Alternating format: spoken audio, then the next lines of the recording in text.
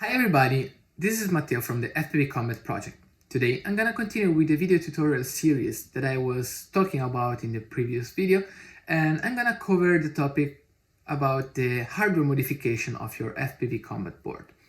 It is very simple. You're gonna need to use a soldering iron in order to remove basically one component from the board. And then of course you're gonna need to upload the newest firmware if you didn't do it before the modification. Let's go to the bench and let's take a look at what it's like.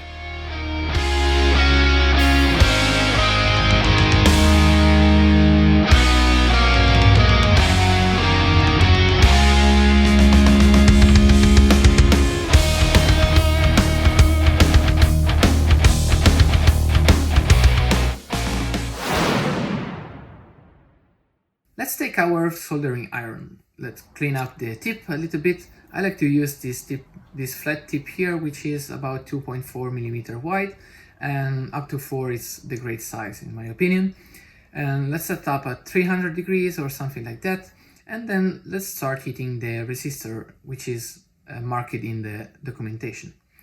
You basically have to remove that, and once it is starting moving, generally it will stick on the tip and then you are done.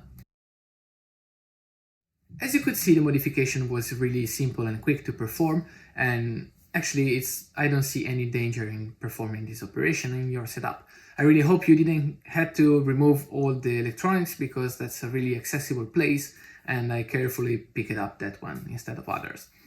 I hope to see you here in the next videos, and don't forget to join our community and share your experience. Happy fights!